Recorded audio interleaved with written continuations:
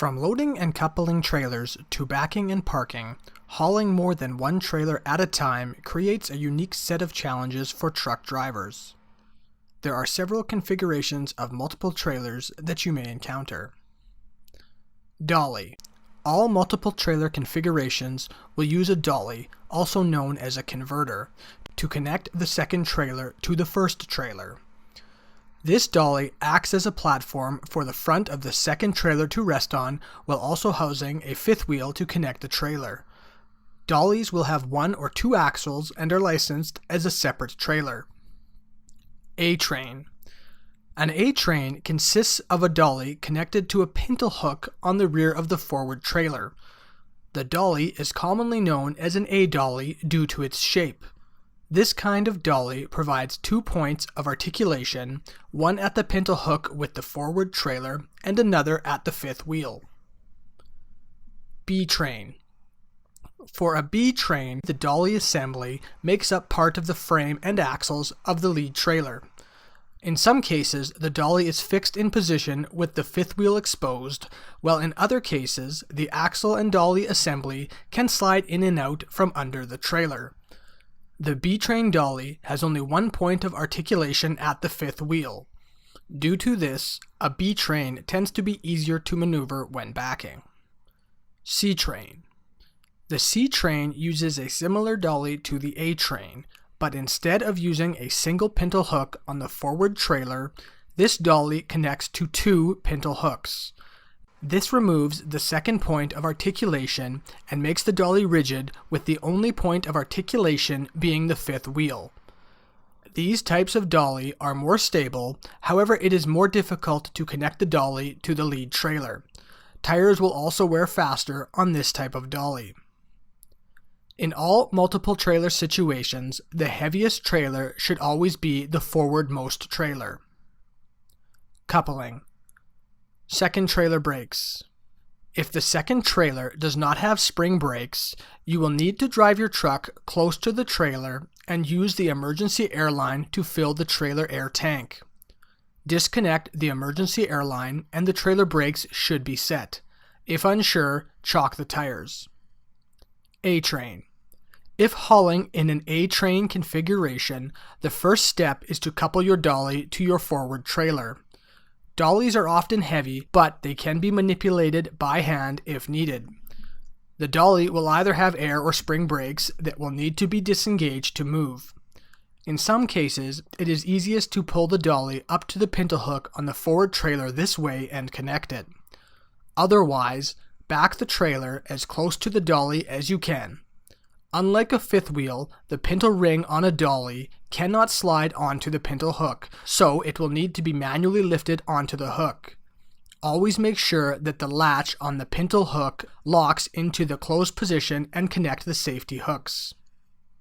Now that the dolly is connected, the unit can be backed under the second trailer and the dolly's fifth wheel connected.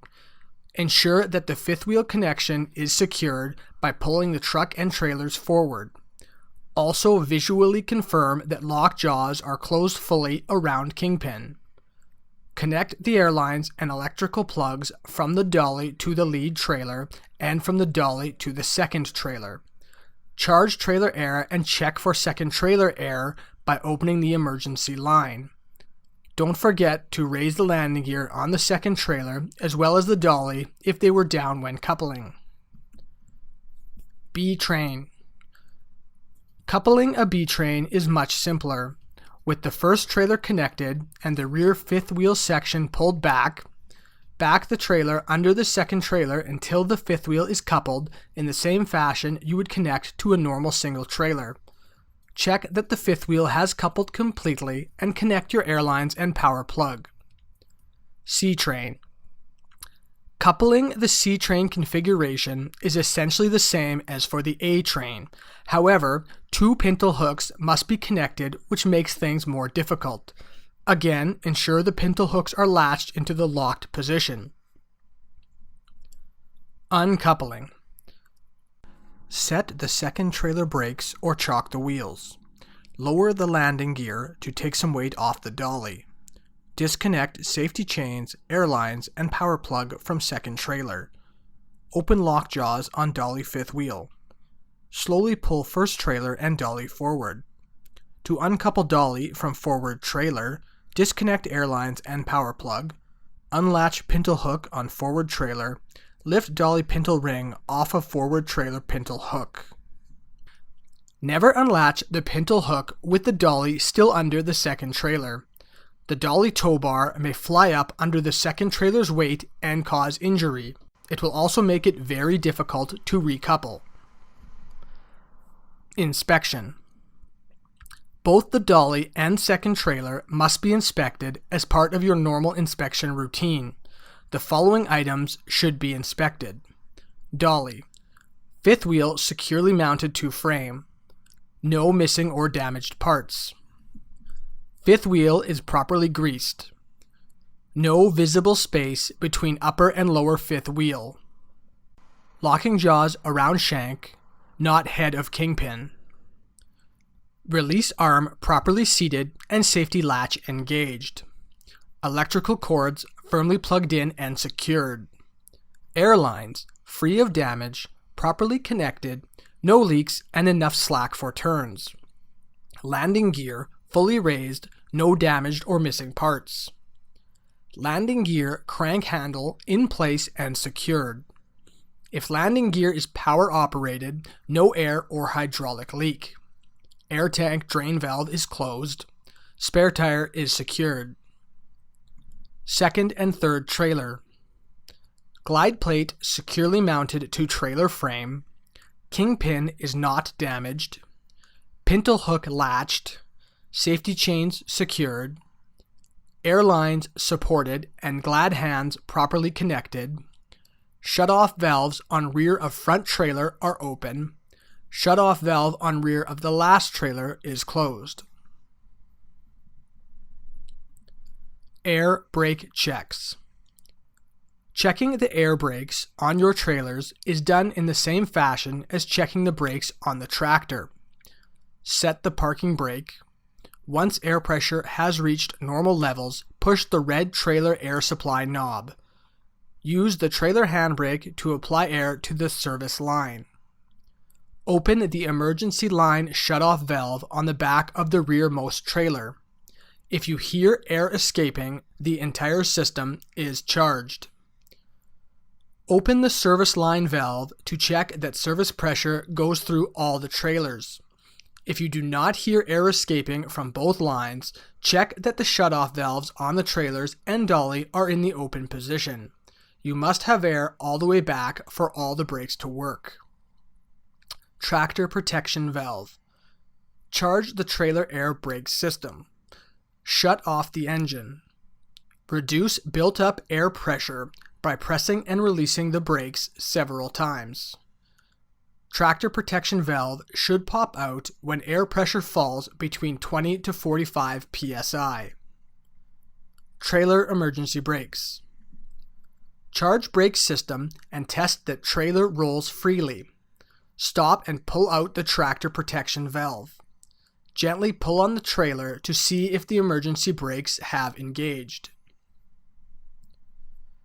Driving with multiple trailers. The most obvious difference between driving with a single trailer and with multiple trailers is the length added. Besides just the added length of the second or third trailers, the dollies also add length. This greatly affects the turning room required to go around corners while also making general maneuvering and parking more difficult. Turning. The rear end of a single trailer will off-track and take a tighter path when going around a curve. This will be even more pronounced with the second trailer. The second trailer will track even further inside than the first trailer. This means that a considerable amount of extra room must be taken when making sharp turns. In some cases, you may have to go further into the intersection and into oncoming lanes to ensure the trailer's clear. Be sure to take extra time and go slower than normal. Plan your route ahead of time and try to avoid sharp corners whenever possible. Curves. When hauling multiple trailers, you will need to slow down more for curves than you would when hauling a single trailer. The extra trailers make the entire vehicle more prone to rolling over. Be aware of the crack the whip effect that can also cause a rollover. This is the effect caused by movements being amplified in intensity the further away from the tractor they go. In other words, a small movement with the tractor, such as a lane change or correction, will have much more effect on the rear trailer than it does on the tractor and first trailer. Stopping. Although extra weight is added due to the second or third trailers, the extra braking power provided by the trailer brakes usually means stopping distances should be similar to a single trailer. However, this is assuming that all brakes are properly adjusted and loads are properly balanced, which isn't always the case. The multiple points of articulation on a long combination vehicle can also cause problems when stopping. Due to these reasons, it is advised to leave a larger cushion of space between your vehicle and the vehicles in front of you. This will provide you more time to react and stop slowly instead of having to emergency brake. Changing lanes. The extra length of your vehicle will make it more difficult to change lanes. The time that parts of your vehicle will be occupying 2 lanes at once will almost double. Always be mindful of where the second trailer is before you initiate the lane change, and make sure you have plenty of extra room in both lanes. Parking. It is always advised to try and find a pull-through spot to park when hauling multiple trailers. The extra trailer makes backing considerably more difficult and should only be done when necessary. Try to plan stops ahead of time using route planning to know for sure where your truck and trailers will fit.